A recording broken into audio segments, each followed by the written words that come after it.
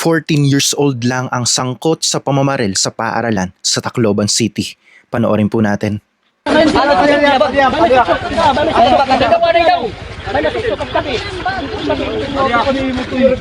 Gino na yaw, wala ka bata pa ni mo. Kanim nero ka. Gana. Ang kasi.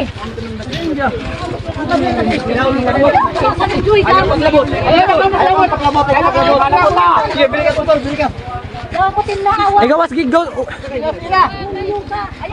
Ayaw ya. Sige.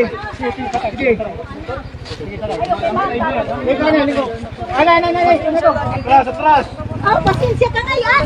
Isang nakakabahalang balita ang bumulaga sa atin matapos sumuko ang isang 14 na taong gulang na kabataan na sangkot sa pamamaril sa loob ng isang paaralan sa Tacloban City, kung saan 3 estudyante po ang pumanaw at 5 iba pa ang nasugatan batay sa ulat.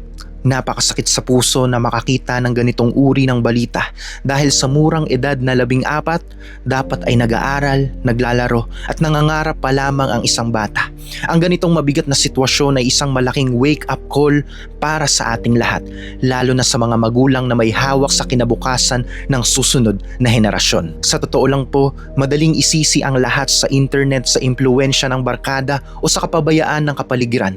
Pero may mas malalim na aspeto tayong dapat tingnan kapag pinag-uusapan ang direksyon ng buhay ng isang kabataan.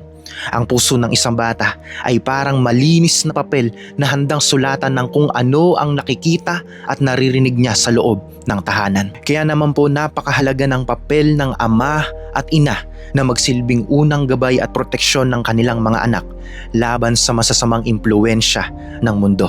Kapag binuksan po natin ang Biblia, malinaw po na ipinapakita doon ang mabigat na pananagutan ng mga magulang sa paggabay ng kanilang pamilya. May isa pong mahalagang paalala na ibinahagi sa atin na nagbibigay ng malinaw na direksyon kung paano natin dapat hubugin ang karakter ng mga bata habang sila po ay bata pa. Ang salitang pagtuturo po o pagsasanay sa Biblia ay hindi lang basta pagsasabi kung ano ang tama at mali. Ito po ay ang aktwal na pagpapakita ng magandang halimbawa araw-araw. Ang ibig sabihin po nito ay ang pagbuo ng isang matibay na pundasyon sa pamamagitan ng pagpapakilala sa kanila sa salita ng Diyos para magkaroon sila ng takot sa Panginoon at pagmamahal sa kapwa.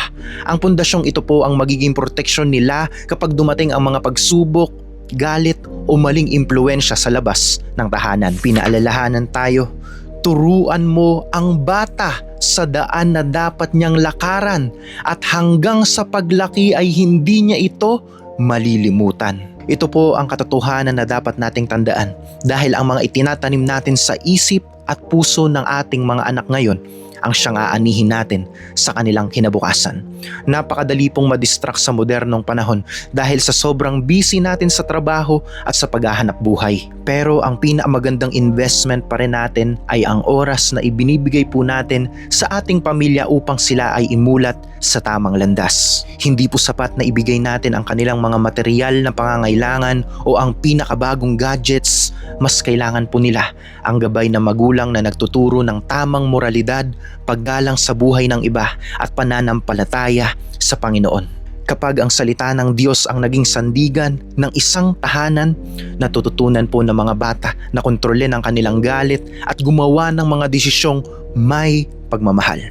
Magkaisa po tayo na unahin ang paggabay sa ating mga anak dahil ang ligtas na lugar, komunidad ay nagmumula sa isang pamilyang may takot sa Diyos. Mga kapatid, ang kinabukasan ng ating mga anak ay nagsisimula sa mga tamang salita at aral na itinatanim natin sa kanilang mga puso ngayon. Amen. Share this message and you can follow this page dahil araw-araw po tayong nagbabahagi ng patungkol lamang sa ating Panginoong Jesus. This is all for Jesus.